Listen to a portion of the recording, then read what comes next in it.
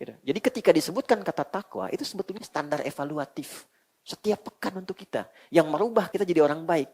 Itulah pada akhirnya membuat kita berdoa. Supaya pancarannya ada untuk istri, ada untuk keluarga, ada untuk ibu yang sudah wafat, yang masih hadir. Pribadi sempurna.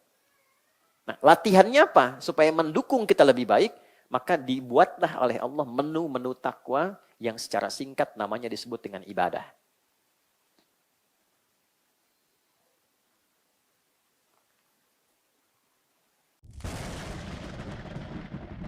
Nah, jadi saat diminta ibadah itu sebetulnya bukan ingin memaksa kita melakukan sebuah beban, tidak. Tapi ingin membuat kita menjadi pribadi yang lebih baik dan bahagia. Jadi Allah tuh punya sifat Rahman, kasih yang dalam. Saking kasihnya kita dipaksa bahagia. Aku nggak mau ada hambaku diciptakan baik, jadi tidak baik. Aku tidak ingin ada hambaku kehilangan kebahagiaannya. Maka dipaksa kita menunaikan menu ini. Contoh. Kata takwa pertama yang menjadi menu ibadah kita dalam Al-Quran disebutkan sholat. Babnya sudah dalam kita bahas, sudah ada pertengahan. Silahkan teman-teman cek. Sholat ini ketika pertama disebutkan di Quran disandingkan dengan takwa. Al-Baqarah ayat 2 dan 3. Dzalikal kitabu la raiba fihi hudal lil muttaqin. Alladzina yu'minuna bil wa yuqimunas muttaqin itu orang sholat. Orang takwa, ya kan? Siapa orang takwa? Ciri pertamanya apa? Orang takwa itu adalah orang yang mencoba memancarkan cahaya imannya dengan cara apa? Melakukan sholat satu. Di sholat itu untuk melatih takwa kita supaya muncul pancarannya, sehingga dengan pancaran itu sifat takwa muncul baik. Karena itu ketika orang konsisten sholat, tujuan sholat itu apa? Konfirmasikan, Quran surah 29. Oke, ayat 45. Kita hafal sih tengahnya, tapi awalnya kurang hafal.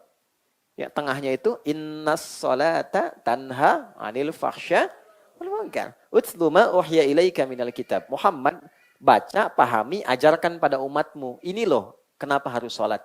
Ini loh maknanya sholat begini. Semua terkumpul dalam Al-Quran, jelaskan olehmu dalam hadis. Kalau sholatnya itu benar, maka pribadi orang itu akan dirubah oleh Allah dan dijaga menjadi baik.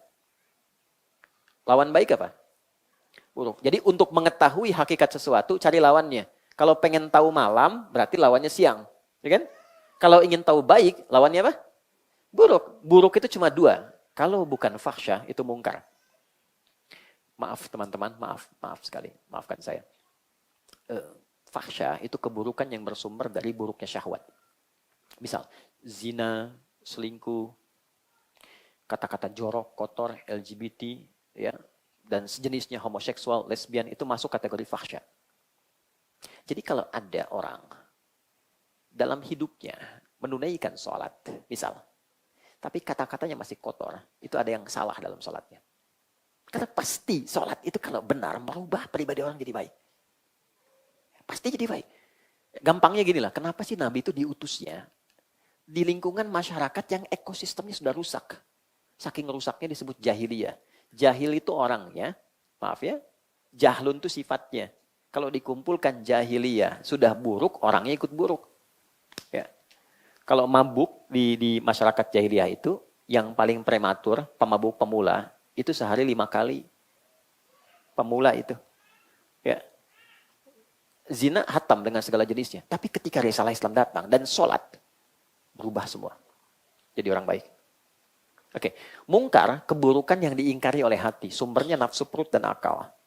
Mencuri, merampok, membunuh, dan semua jenisnya. Berbohong itu mungkar. Jadi artinya orang sholat itu pasti baik. Makanya kita belajar dari awal sampai akhir kan dengan maknanya. Nah, dua apa? Ternyata ketika orang tanya, ya Allah baru zuhur kok sudah asar lagi. Sering kadang begitu ya. Ya Allah masih enak tidur kok udah dipanggil lagi gitu kan. Kenapa sih mesti sholat? Maka diperdengarkan di telinga kita. Apa manfaat sholat? Telinga, bahasa Arabnya udhun. Jamaknya, bentuk pluralnya, azan. Oke? Maka dalam azan dijelaskan kepada kita supaya didengar telinga kita 5 kali sehari. Kita ingatkan di rumah sama anak sekali belum paham, 2 kali belum paham. Kalau 5 kali belum paham juga kira-kira gimana? Ini tiap hari 5 kali diperdengarkan. Dan tidak putus kata ini selama 24 jam. Itu yang menjadikan rahasia panggilan ini ada jeda tuh di setiap kota. Oke, Bintaro misalnya di sektor sini, itu ketika digeser sedikit ke Ciputat, beda 1 menit. Geser sedikit ke Lebak Bulus, beda 2 menit. Geser ke Bekasi, beda 3 menit. Beda itu menunjukkan kontinuitas lafaz adzan yang tidak pernah berhenti selama 24 jam. Tidak ada satupun karya manusia yang diperdengarkan 24 jam tidak berhenti dan di dalamnya ada makna. Tidak ada. Kalau tidak ada, ini menunjukkan bahwa risalah ini bukan karya manusia. Ya. Ini menunjukkan kebenaran Islam. Kalau dengan seperti ini belum yakin dengan Islam, dengan cara apa lagi diyakinkan? Anda bertanya, ya Allah untuk apa sholat? Nih saya perdengarkan. Hayya 'alas shalah, ayo sholat. Hayya 'alal falah. Falah itu kalau dalam bahasa Inggris, success and happiness. Supaya kau sukses, kau bahagia, kau tenang, kau jadi baik. Nah, itulah pancaran takwa. Jadi kalau ada menu ibadah, dipaksa kita untuk melakukan, bukan ingin memberi beban, tapi ingin memberikan manfaat di balik ibadah itu yang memang dibutuhkan maslahatnya untuk hidup kita.